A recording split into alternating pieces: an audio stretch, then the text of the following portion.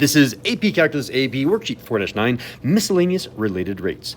In number 1, we've got volume is equal to x cubed. Copying that down. Volume is equal to x cubed. That was a terrible 3, though. Let's rewrite that. We have volume increasing at a rate of 40, so that's a v prime here is equal to a positive 40. Increasing, again, being this positive word. When x is equal to 2, let's copy that down. X is equal to 2.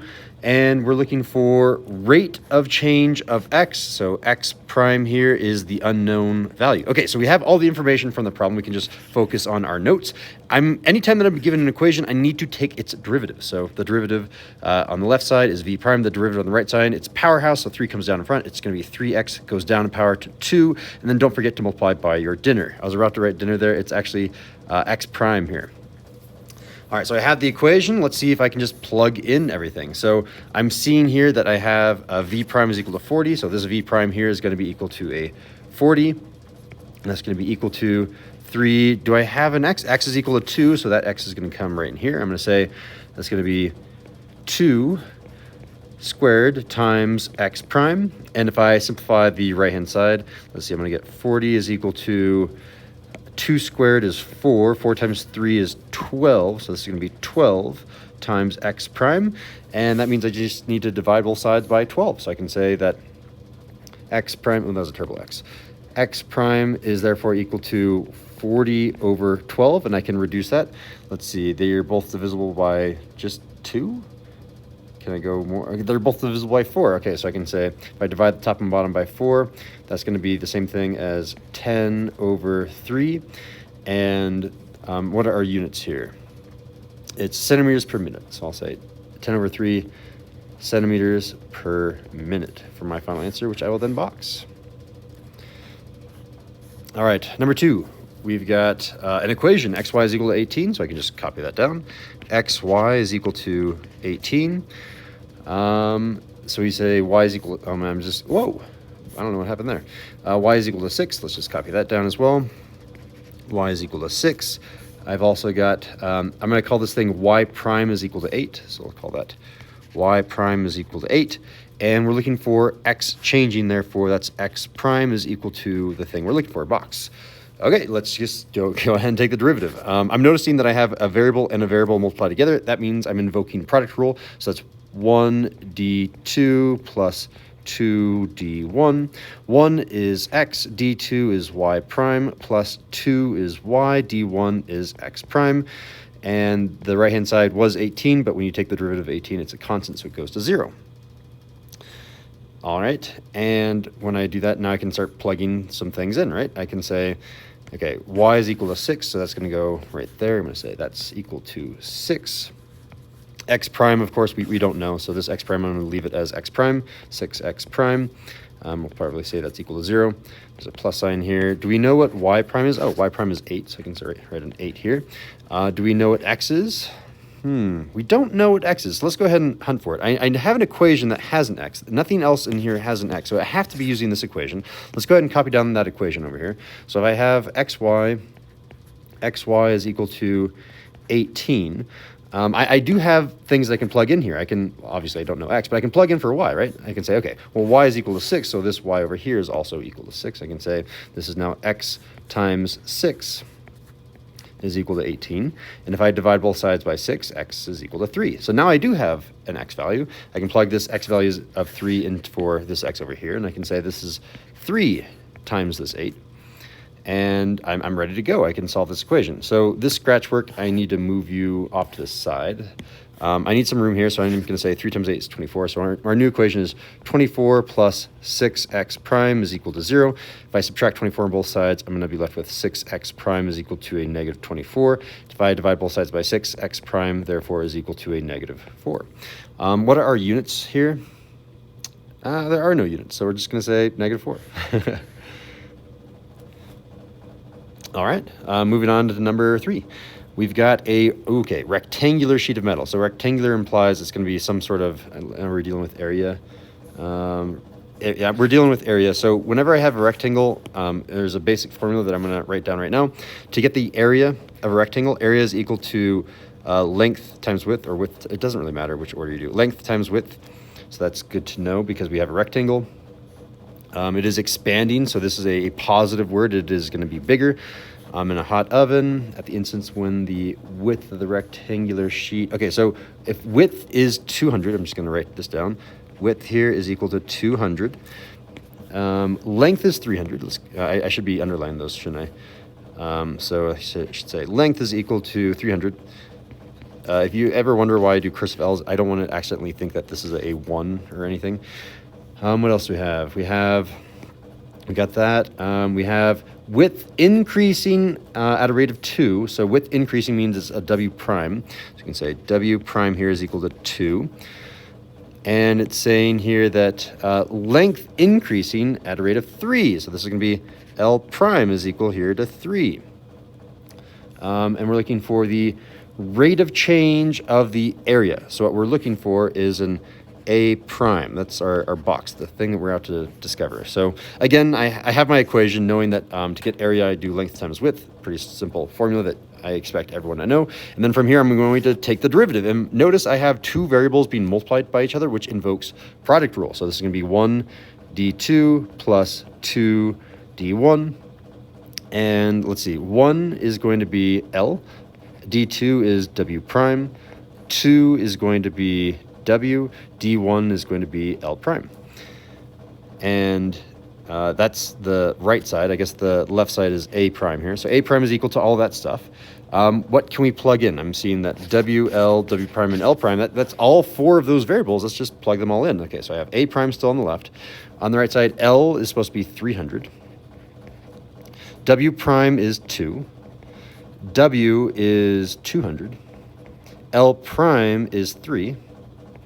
And I can just plug all that in. Okay, so A prime, what do we got here? That's going to be 600 plus 600. Oh, well, A prime therefore is equal to 1,200. What are our units? We never have to measure or say units unless it specifically asks for it, but it is square millimeters per minute. So the way that you say that is millimeters is mm. If it's square millimeters, it's to the power of 2. Per minute looks like that. Lots of m's, but that's what we're looking for. Excellent. All right. What about number 4? We've got a water tank in the shape of a right circular cylinder. Okay, so a cylinder is that can, the soup can shape right here. One thing that I'm noticing, when you ever have a water tank, unless it's some weird sort of flexible water tank, this water tank should be a fixed size. The radius here should not be getting bigger. It's not expanding out this way. It's staying a constant width, I guess. The circumference shouldn't change. The radius shouldn't change. The area of this circle should not change. All those things are held constant. I don't know if that's going to help us, but we should recognize that. Water is flowing into the tank. Okay, so this 2, what's going on? Water is always a volume number. So I can say that water here, I'm going to change that to volume. Volume is increasing at a rate of 2 cubic meters per minute.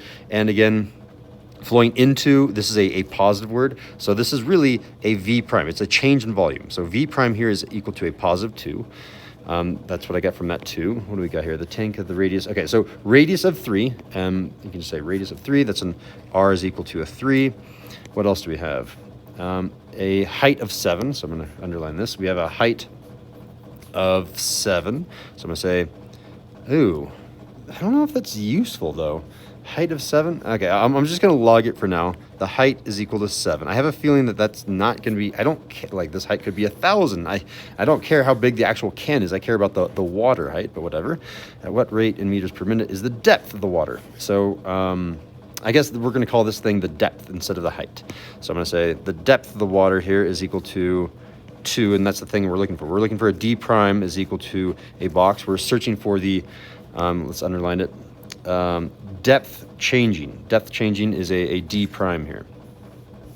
And when the water is 2 meters deep. Yeah, so 2 meters deep. I pulled that from the diagram here, but I did write it down already. And it gives us this handy dandy formula that, okay, to get the volume of any cylinder, it's this equation. The thing is, I don't care about the height of the container. The container could be 1,000 meters tall for all I care. I'm going to switch out this word H, or this letter H for the letter D, or I can just ignore that H of 7 and call this thing H. It's up to you guys on how you want to play with this. I'm going to use D here and D here. So that means my equation has slightly changed. I'm going to say that the volume here is going to be equal to pi r squared d. Okay, so whenever you're given an equation, you're supposed to take the derivative of that. That's what it means to do a related rate problem. So if I take the derivative of the left, that's v prime. If I take the derivative of the right, I'm invoking product rule because I have a variable times a variable. So I'm going to go ahead and call all of this the first term and all of this the second term. So when I do 1d2 plus 2d1, 1 is going to be pi r squared. d2 is going to be d prime. Okay, plus 2 is going to be d, and d1 is going to be the derivative of this term, which is powerhouse. The 2 is going to come down in front. This is going to be 2 pi r. R goes down to the power of 1, which I'm not writing, and then I multiply by the derivative of the inner, which is r prime. So r prime. Okay, so I have all of my derivative taken, and the next step, I just want to start plugging things in and see what happens. That's always your next step. Let's see. I'm just going to check all the variables. R, I've got it. D prime, don't have it, but that's what we're searching for. I've got a D, which I have. I have an R, which I again have, and I have an R prime. I don't have an R prime. Oh, wait. I do. Right? Didn't I say that this radius should not be changing? It shouldn't be changing. So I can actually, this is an assumption here. So I'm going to write down, assume r prime is equal to 0. You're not changing the diameter or the radius or the circumference or the area of that circle. That should stay the same. So that is a hard thing for students to see, like how do you get r prime? You really need to interpret the question to get that. Knowing all those things, I can just plug it in. So I'm going to write it over here. I think I'm going to write it underneath, and then I'm going to use my technology to move it over here. So just as a warning if you're copying down the notes. So I'm going to say that v prime here is going to be equal to pi, okay, there's my r that I'm going to be plugging in there, squared, d prime plus my d I can plug in right there, times 2 pi, there's my r that I can plug in there, and I know that my r prime can be plugged in there. All right, so r prime is 0. What is r? R is 3, so it's going to come there, and it's going to come there. So I'm going to say 3 and 3, and the depth here is 2, so let's plug in 2. So that's everything. I warned you I'm going to move everything here with technology. I think I grabbed everything. I forgot the 2. Let's try that again. Grab all of you guys. I forgot the v prime, whatever. I'll grab the prime here and bring it over separately. Okay, so I've got the equation. I just need to simplify. Again, am I solving for... Oh, wait a sec. We forgot one of the things. V prime is 2. This v... I was like, how are we going to solve for d prime if we've got another variable? V prime is 2. That should have been plugged in. Let's go ahead and do that now. So let's plug in v prime. That's supposed to be a 2. And now when I'm looking at my equation, the only... I mean, pi is a number. So the only variable that I have is a d prime, which is what we're trying to solve for. Okay, I've set up this problem. Let's go ahead and simplify. So simplifying this, I'm going to get... what is this? It's going to be a 9 pi d... Okay, so I'm going to get 9 pi d prime there, plus, okay, what do I have going on here? So 0 times everything is 0, so that's all 0. Okay, that's nice. And that's all equal to 2. And then I just need to simplify. Wow, that turned out nice. Okay, so I just need to get rid of 9 pi. So the undoing of multiplication is division. So divide both sides by 9 pi, and I get d prime by itself is equal to 2 over 9 pi. Super important here. Pi does need to be in the bottom. If you put pi out to the side, you're multiplying by pi instead of dividing by pi. So just be careful there. We should be doing units here. So let me go ahead and write out my final answer. This is going to be 2 over 9 pi. And then what is our units here? So this is a diameter changing. So if it, or depth changing, sorry. Depth is just water. And it tells me the answer here. It's meters per minute. So I can write over here, meters per minute. I know it's confusing, but M always means meters and minute is always spelled out, at least the first 3 letters. And I've got my answer. Cool. What about number 5? Oh boy, I got some shaded region. Just the first thing that I'm seeing here is a reminder. If I'm trying to look for, let me do a very quick sketch. That's not, I wanted to do a circle. Let me do a quick sketch. If you're ever looking for 2 shapes, not my best work, but I can center you right there.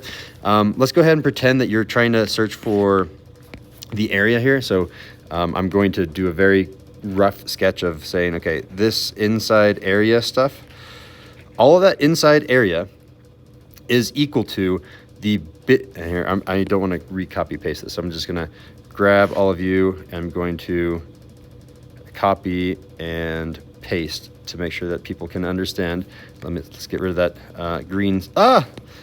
Get rid of that green highlighting stuff, and I'm going to move this smaller circle out to the side. So essentially what I'm doing is I'm doing, to find the area of the green stuff, you're doing big circle minus small circle. That's generally the formula that you learn in geometry, and now I've reviewed that with you. And just as a, and I can analyze this thing further. Okay, I can say, okay, the big circle has a radius of r, so we can say this big circle has a radius of capital R. The tiny circle has a radius of lowercase r, so I can say this tiny circle has a radius of lowercase r. Therefore, the formula here is going to be pi capital R squared. This one's going to be pi lowercase r squared. And I just subtract those two. Okay, so I've got an equation set up. Without even reading the problem, I assume it's going to be talking about the area of that shaded region. If it's not, then I've wasted a lot of time. Or at least taught something that needs to be reviewed. A region bounded by two, yeah, so it's talking about a region, and it's two concentric circles. It is a circle, not some sort of hyperbola, or not hyperbola, what's that word I'm looking for? Ellipse, there we go. As shown by the shaded region in the figure above. And it tells us use the r and lowercase r.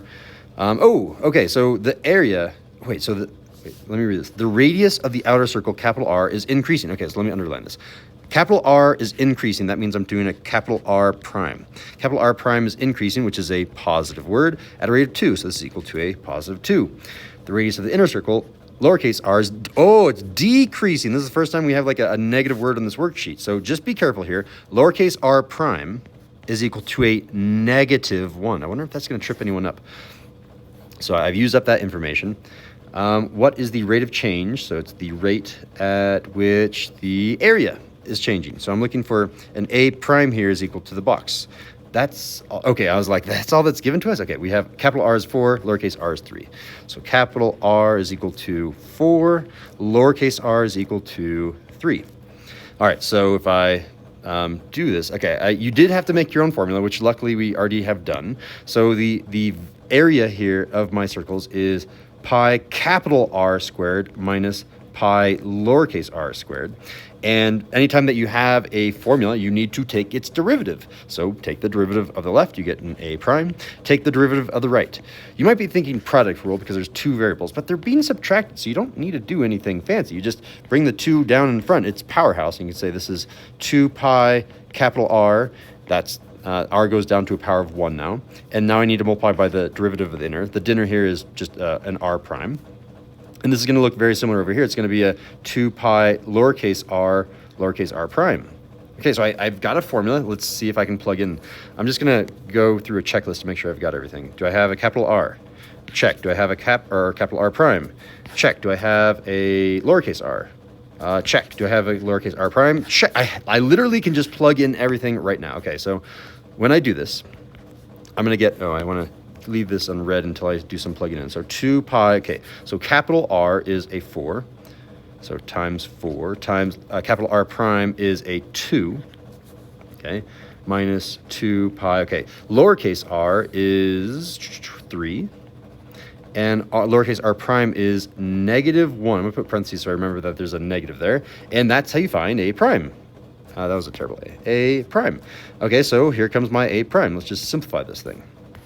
So over here, this is going to be 8. 8 times 2 is 16. So this is 16 pi. All right, what's going over here? I have a negative. Oh, so I have a double negative. Negative is a positive. So I'm going to write a plus sign right now. Plus. And that means I just have to worry about the numbers. 3 times 2 is 6. So 6 pi. And, that's nice and simple. I can say a prime, therefore, is equal to 22 pi. And technically, that's an area, so it's something squared per time. It usually tells you the answer. Square inches per second. So square inches per second is inches squared per second. And done. Nice. I got lucky there knowing that I was supposed to be finding the area, but that's usually what you assume when you have like some sort of shaded region. All right, that was the front side, which is the easier of the two sides. And then we go to the harder of the two sides. Oh boy. All right, I've got sand depositing into a pile with a circular base. Is this okay? Usually when I'm imagining this is some sort of like cone problem, that's usually what a pile is. And usually the cone is, pi, that's not the volume of a cone. Usually the volume of the cone is equal to pi r squared h. Oh, this is that formula, but they're saying that h and r are the same thing. So this is r times r squared. It turns into r cubed. And then if it's a cone, you do 1/3. If it's a cylinder, you ignore the 1/3. So this is the equation of that we're looking for. These are the geoids that you're looking for, with the extra caveat that we have the height is equal to the radius. So this is the same thing, height equals radius. Anyway, r is the radius of the feet, blah, blah, blah, circumference. Okay, so we actually have some things to copy down now. So circumference is increasing at 5 pi. So that's a c prime here is equal to a 5 pi. And increasing, again, is a positive word, so I don't get my units all negative. I'm looking for circumference.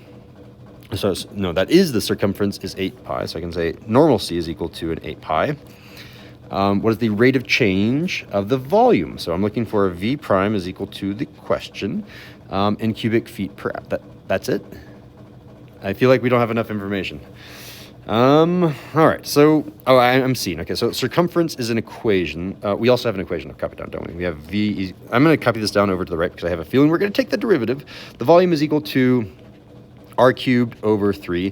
I don't really like that one. I'm gonna change it a little bit. I'm gonna say it's 1/3 of r cubed. I mean, it's the same thing. This one floats my boat and sinks my sub, so I'm doing this one. All right, and I also happen to know circumference, it's one of those things you memorize, is 2 pi r of any circle. This is a circle because it says it's a circular base. So let's take the derivative of both these. I think it's going to help us. And if I end up using this one to plug it back in, I'll just recopy it down somewhere. So if I take the derivative of the left, is v prime. If I take the derivative of the right here, the 3 is going to come down in front. This is going to be a 3. 3 and 3 are going to cross cancel. This is just going to be an r squared.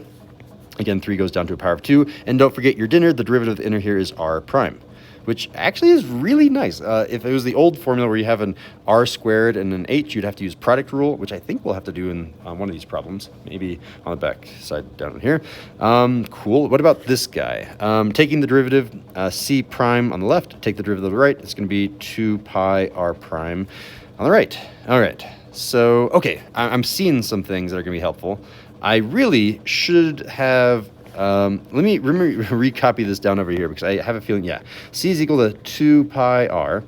I have a c. C is equal to 8 pi, which means if this c is 8 pi, this c is also 8 pi. I can do a substitution. I can say 8 pi here is equal to 2 pi r. And I can solve for r. I can say, okay, divide both sides by 2 pi.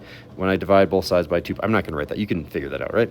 If I divide both sides by 2 pi, r here is equal to 4, which is helpful. What about in this thing? This thing is going to be helpful too, right? Because I know c prime is 5 pi. Hey, if this c prime is 5 pi, this c prime is 5 pi. I can say 5, I'm doing a substitution, I should change to blue. 5 pi is being substituted in, and that's equal to 2 pi r prime. And I can, again, divide both sides by pi, which gets rid of the pi, divide both sides by 2, and I get r prime here is equal to 5 over 2. Perfect. Okay, so how is this going to help us? Well, it's going to help us because I have an r prime, I have an r. I have an r prime, I have an r. You just plug in and we'll get v prime, which is what we're looking for. Perfect. So coming back over here, v prime is equal to r squared, which is going to be, I'm doing a plugging in problem, and r prime is a 5 over 2. Let's go ahead and say this is going to be squared. I'm going to be multiplying them. And what's going to happen here? I'm going to have v prime is equal to 16 times 5 all over 2. I'm going to do some cross canceling here. That's going to turn into an 8. Blue is reserved for my plugging in, so I'm going to do green for my simplification. So this is going to be an 8, and that's going to be a 1 down there, which means this is going to be equal to 8 times 5 is 40, and that's our answer, 40. No pi's on this one. So 40 what? 40, it says, what is the volume in cubic feet per hour? So it's feet cubed per hour. So we're going to come down here and say feet cubed per hour, and done. Do you have to do units on these? Only if it asks you to, and it didn't ask me to, so I didn't need to do that. All right, number 7. All right, this one is got to be harder. It's going to get harder at some point, right? Yes. Okay, so isosceles triangle. What do you know about an isosceles triangle? Well, I know that an isosceles triangle typically looks like this, where this length and this length are the same, and these angles are also the same. But it's not an isosceles triangle. It's an isosceles right triangle, which means this angle right here has to be a 90-degree angle. So let me go ahead and swap this picture out for a better picture. This picture is a right triangle, I hope, where these two lengths are the same, therefore it's isosceles, and it has a right angle. And you might recognize this as a 45, 45, 90 triangle. That is going to be helpful because I know some quick shortcuts to get from here to here. In order to get from the leg to the hypotenuse, I know that I just need to multiply by the square root of 2. I wonder if that's going to help us. I bet it will, because these shortcuts are here for a reason. Otherwise, it would have been giving us a 30, 60, 90, where you multiply by 2 and multiply by square root of 3 or something like that, right? Okay, I've got a picture. Cool. It's calling these legs S. So I'm going to attempt to draw an S and not a 5 here. So this is S, and this length is also an S. That's supposed to be an S. That's supposed to be an S. Good enough. Okay, it's not a 5. My 5s are like sharp on the top, and my S's are curvy on the top. All right, cool. It gives us a formula. Hey, the area is equal to 1/2 S squared, which is kind of, okay, I knew the area of a triangle. The area of a triangle is multiply base times height and then divide by 2. Well, base and height are S times S, and S times S is S squared, and then divided by 2 is the 1/2. This is just the area of a triangle, but okay, thank you for reminding me that the area of the triangle is that. Oh, it tells us that S is equal to root 32. Okay, so we're going to say lowercase s here, come on, lowercase s here is equal to root 32. That's probably going to be useful. All right. The area of the triangle is increasing. So area is increasing, which is a positive word, at 12. So I'm going to say A prime here is equal to 12. I use that information. What else did I use? I'm looking for the rate of the hypotenuse. All right. Well, I'm going to call the hypotenuse H because I'm very creative. So I'm going to say H prime is the thing that we're looking for. And it tells us it's going to be centimeters per second. We'll come back to that when we forget the units later. All right, so let's go ahead. I have an equation. Take its derivative. That's usually the theme of everything. So if I take the derivative, I get A prime on the left. Take the derivative to the right, so 2 is going to come down in front. This is going to be 2, which are going to cross cancel. I'm just going to be left with nothing, or just 1. And then S is going to go to the power of 1, which I don't write. And then I multiply by the derivative of the inner, which is S prime, which is a nice, easy, little cute formula. Hey, and I have an S. S is root 32. I can plug that in right now. This is going to be root 32. And how in the heck is this going to find us H? This equation did not have any H prime. Okay. That means we need some sort of equation that gives us H prime. And okay, I'm seeing it now. I already gave myself a hint that I didn't even realize. To get from S to H, you multiply by root 2. Let's write that down as an equation. You don't even need to write it down as an equation if you're clever. But I can say, hey, if you're looking for an H, the way to get H is you take S and you multiply it by square root of 2. And I'm going to take the derivative of the left and right. So let's go ahead and move this into a spot that I can actually take its derivative. When I take the derivative of the left, I'm left with H prime. And hey, that's the thing I'm looking for. Okay, what about the right? The right is going to be equal to, okay, S, derivative, S prime. And whenever you have multiplication happening, you still have multiplication happening after the derivative. So now I've got some nice things. Do I have any other things to plug into this formula? Because this, I'm stuck. H prime, I'm done. I need to somehow find an S prime. And hey, look, an S prime. I can get this S prime if I have plugged in for S, plugged in for A prime. Can I plug in for A prime? Yes, I can. This 12 is going to go right here. So I'm going to say this is going to be 12 here is equal to root 32. And then I can say S prime. So I just need to divide both sides by root 32. And I can say now S prime is equal to 12 divided by the square root of 32. I'm going to resist the attempt to simplify the radical and multiply by root 32, or better yet, multiply by root 2, I think is going to pop out of that. I'm just going to leave it here for now, and I'm going to simplify at the very end, just in case it's faster to do it that way. So I've got an S prime. Time to plug U into my S prime. I can say H prime is equal to, here comes my plugging in, it's 12 over square root of 32, and that's all being multiplied by the square root of 2, or the square root of 2 over 1, if you will.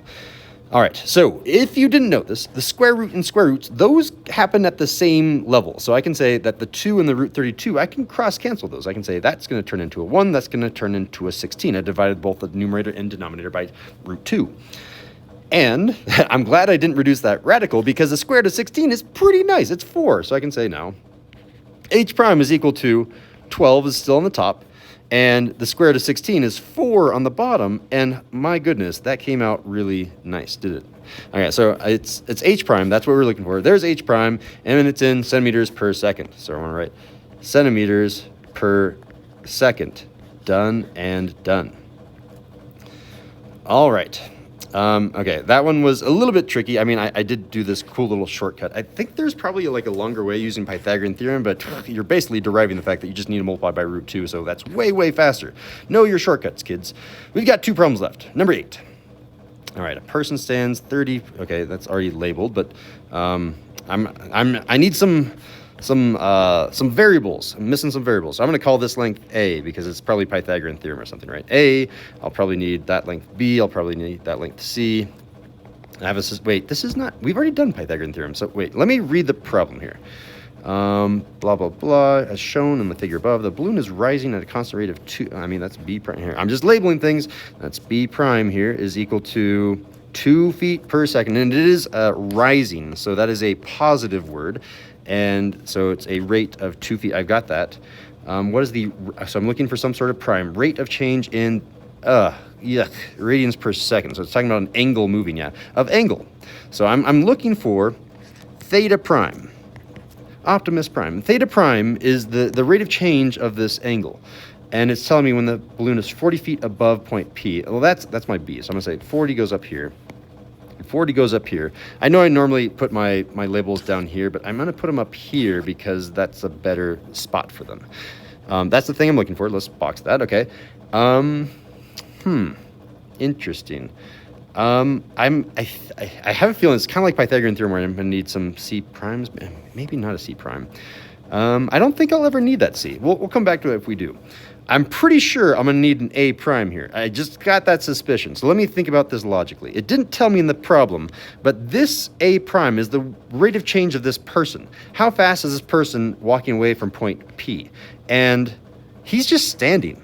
If he's standing, he's not moving. I'm going to assume A prime is 0 there. If we don't need that, then I'm sorry that I made that assumption, but I think that's a good assumption to make.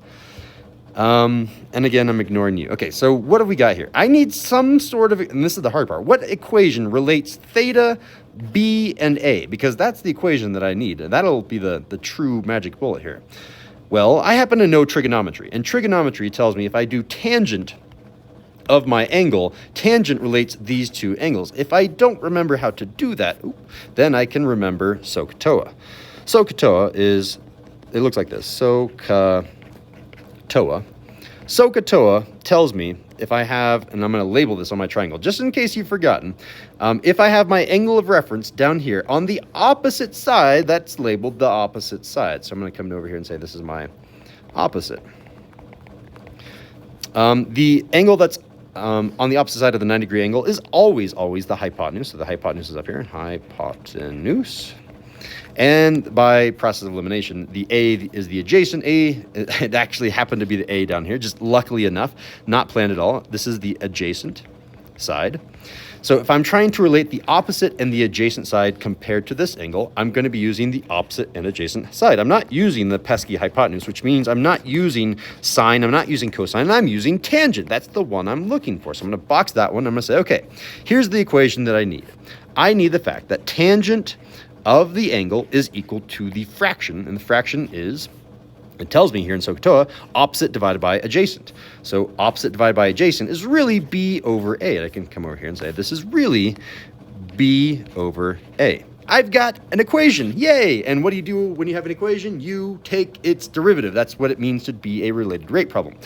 We haven't taken a derivative of a tangent in a hot minute, so let's go ahead and do that. It's secant squared, secant squared of theta. And here's the thing, yeah, that was the outer house. I need to multiply by the derivative of the inner. The derivative of the inner is theta prime, and there's the theta prime we're going to be solving for, I imagine. And that's the left side. The right side is quotient rule. Oh no, it's a variable divided by a variable. So that's, if you've forgotten, it's going to be low d high minus high d low all over low low. All right, so you're my little cheat sheet. You're going to move up there. So what is low? Low is A. D high is B prime minus high is B. D low is a prime, and this is all going to be over a squared. Oh boy. Let's see how to do this. So do I have all these things? Do I have all the A's, B's primes? I have them all. A and A prime, B and B prime. That's everything right there. I'm ready to go. Except for this thing. I have no idea. Well, I know it can't belong on this side because I'm solving for theta prime. This is eventually going to move to the other side. It's being multiplied, so I'm going to divide both sides by secant squared, I assume. I'm going to plug in and have a secant squared of theta over here at the same time. I hope you can keep up with me. Let's see. Theta prime is by itself now. A is, I don't know, I forgot. It's 30. Plug it in, switch to blue. 30 times B prime. What is B prime? B prime is 2. Minus B. What is B? B is 40 times A prime. We assume this, but A prime should be 0. So, well, we're going to come down here and say it's 0. And this is all going to be divided by A squared. What do we say? A squared. A was 30. So this is 30 squared. So 30 squared. Okay. Remember the secant squared? We had to divide both sides by a secant squared, which we put down here. Secant squared is with the A squared prime. So I'm going to put the secant squared right there. This is a good place for it. So secant squared of theta. And okay, so once we find u, we're ready to go. And this is something that you might have forgotten, but I will remind you. If you have cosine and you do 1 over cosine, and I know there should be a theta in there somewhere, that's the same thing as secant. And vice versa. If I have 1 over secant, that's equal to cosine. And if you didn't know this, 1 over secant squared, I have essentially squared the side. If I square the left side, I have to square the right side as well. This is the same thing as a cosine squared. Good little thing to remember. It does come up every now and then, like it does right now, which means I can really... I'm going to do two things at the same time. I apologize for doing so many things. I really have theta prime is equal to, let's simplify the top, and we're going to move the secant squared to the top and make it a cosine squared. So this is really going to be, what do we got? 30 times 2 is 60. 60 minus, what do we got? 40 times 0. Oh, that's just 0. I don't have to have any minus. And then this is all going to be divided by. All right, 30 squared. Well, that's 900. How do I know that? Well, square of 3 is 9. Power of 2 means you double the number of zeros, and I have a 9 with 2 zeros. 9 with 2 zeros. And I'm going to bring the cosine up here, cosine squared of theta. That's still not very helpful, but at least it's not a scary secant. So how do I find cosine squared? And oh, look at that. I have a cosine for my SOHCAHTOA. To find cosine of an angle, you do the adjacent divided by the hypotenuse. So let me come up here, and I'm going to write cosine of theta is equal to adjacent over hypotenuse. Well, I happen to know that the adjacent is u, which is 30. That's equal to 30. Divided by the hypotenuse, which thought we weren't going to use, but we're going to use it. So I need to find c. Once I find c, I'm ready to get my fraction. And I'm going to give you a hint how to find c. So do you see 30? Do you see 40? Well, what do you see now? You see a 3 and you see a 4. This is a 3, 4, 5 Pythagorean triple. If you don't know your Pythagorean triples, let me remind you really quickly.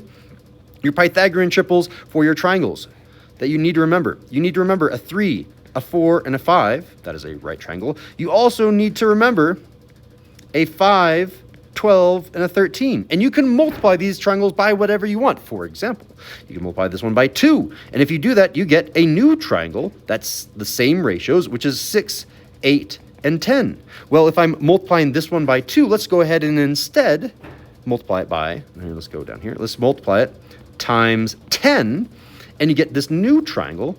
This was supposed to be an arrow, which I can complete. This new arrow says I really have a 30, 40, 50, which means I don't even need to do Pythagorean theorem. I know that this is a 50 up here, so I can come up here and use this shortcut and say this is 50. Whew, nice, I like shortcuts. So this is 30 over 50, and at this point you're like, wait a sec, that's a fraction. If it's a fraction, don't you just simplify and make it a 3 over 5? And the answer is yes, you just make it a 3 over 5. So I know what cosine of theta is. Cosine of theta is 3 over 5, but this is where you're like, Mr. Sundell, that's not cosine there. It's a cosine squared. Well, that means we're squaring this side and we're squaring that side. So let's, do that. So if I take that side and I square it, and I take that side and I square it, that means that cosine squared of theta is equal to 9 over 25. And now I'm ready to do a substitution. I know what cosine squared of theta is. It's 9 over 25, which means this cosine squared of theta is also 9 over 25. So let's do some things here. This is going to be 9 over 25. And this is disgusting. Let's simplify you. 0 and 0, gone and gone. I can say 6 and 9. I can... Isn't 90 is divisible by 2 because it goes into 45. Isn't 90 also divisible by 3? That means it's divisible by 6. I think 90 divided by 6 is 15. So I'm going to say that this is really 1 over 15. Okay. And I'm allowed to have fractions next to fractions. And like this is, I could have said here, to make your life easier, I can say that this is like this, yeah? And cosine squared is just 9 over 25. So that's really what's going on here. And hey, look at this, 15 and 9, you guys share some factors. Who are you sharing? You're sharing a 3. So if I divide top and bottom by 3, I want to save green for my simplifying color. That's going to turn you into a 3. That's going to turn you into a 5. And that means my final answer here, the top is going to be 3. Bottom is going to be, well, I know 4 times 25 is 100, so another 25. That's 125. 125. And I think that's as far as I can go. Okay, what are our units here? We're looking for rate of change in radians per second. So this is going to be radians per second. Radians per second. Whew. That was intense, just like camping. All right. Number 9, our last problem. I got 8 minutes until school starts. I got to get going. All right. A tube is being stretched while maintaining its cylindrical shape. So it's still a cylinder, but now I'm not so sure if radius is changing. I think the radius might be changing now. The height is increasing at the rate of 2. So we're going to say h prime is equal to 2. H prime is equal to 2. And it says radius is 6. Radius is equal to 6. And volume is increasing, which is a positive word, at the rate of 96 pi. So V prime here is equal to 96 pi. We're looking for a surface area changing. So we're looking for S prime. That's equal to our box. And it gives us some formulas. Let's go ahead and write down those formulas. The first one I have is volume is equal to, there it is, pi r squared h. Remember back in, what was it, like problem number 6, where I said, oh, this should really be the problem. And if it's a cone, then you multiply by 1/3. And if it's just a cylinder, you just leave it like this. There it is. We're probably going to be invoking product rule here. And it also gives us S is equal to 2 pi RH. That's something I don't have memorized yet. All right. All right, that's all the information. The first thing that I always do when I'm doing related rate problems is dive in and take the derivative. So what do we got? V prime is on the left. On the right side, all right, I got some variables multiplied by other variables. So I'm going to say you are 1, you are 2, and I'm doing 1d2 plus 2d1. 1 is going to be, I'm going to do this in red, is pi r squared. D2 is h prime plus 2d1. 2 is h. Times d1 is, okay, this is powerhouse. 2 is going to come down in front. This is going to be times 2 pi r to the power of 1, which I'm not going to write, and then I multiply by the dinner, which is an r prime. Whew, all right, there's that derivative. Let's take the derivative of s while we're here. The derivative of s is s prime, so I'm going to say s prime is equal to, it's another product rule. So there's our 1, there's our 2. So it's 1d2. 1 is 2 pi r. d2 is h prime plus 2d1. h times d1, that's just a 2 pi r prime. All right, that was tricky, but let's go ahead and just fill in what we know. All my h primes turn to 2. So you're turning into a 2. You're turning into a 2. I don't know what I'm doing. I'm just plugging in as fast as I can here because I'm low on time for class. All right. R is equal to 6. So this is going to be a 6 squared there plus, I don't know. I don't have an H times 2 pi. Don't have an R. Oh, I do have an R. R is 6 times 6 times R prime. And there's a pi there. That's equal to my V prime. Do I have a V prime? Oh, I have a V prime. V prime is 96 pi. You are 96 pi. Switch you out for a 96 pi. Okay, what about over here? Do I have an S prime? Oh, S prime is what I'm looking for, so I don't have an S prime. So let's go ahead and recopy down. S prime is equal to 2 pi. We have an R, right? R is equal to 6. So I'm going to say times 6 times 2 plus, oh no, none of these have 2 times, or H times 2 pi R prime. Okay, that's not good. I have a bunch of unknowns. I have an H and an R prime. I have an H and an R prime. Oh, if I have an h and an r prime and an h and an r prime, those are both the same unknowns. What I can do is I can solve for this hr prime. I can move everything around, and then I can plug whatever the answer is here into this hr prime, and then I'll have everything over there, which, okay, I see what to do. So here, stay with me. This is 6 squared. 6 squared is 36. 36 times 2 is 72. This is a 72 pi. So 72 pi plus, simplify over here, this is going to be a 12 pi hr prime. And this is going to be equal to a 96 pi. Okay, I'm going to subtract 72 on both sides. Let me go slow. 24 pi, right? 24 pi is equal to 12 pi hr prime. Divide both sides by 12 pi. Well, 24 divided by 12 is 2. Divided by pi, pi's cancel out. So this is going to be 2 is equal to an hr prime. That's going to be helpful over here. So this hr prime, I'm going to write it off to the side here, is really being multiplied by 2. That's our 2. And then I can simplify everything else. Therefore, s prime here is equal to, all right, 2 times 2 is 4. 4 times 6 is 24. So this is a 24 prime there, or 24 pi, sorry, plus, okay, I got the h and the r prime, and then I times 2 pi. 2 pi. I'm ready to go. Well, 2 pi times 2 is 4 pi. So this is going to be 24 pi plus 4 pi. That's my s prime. And 24 pi plus 4 pi is 28 pi. So s prime here is 28 pi. Excellent. And what are our units in this one? How fast is the surface area changing? It doesn't tell us, but I know I see millimeters there, and I see second there. So millimeters squared per second.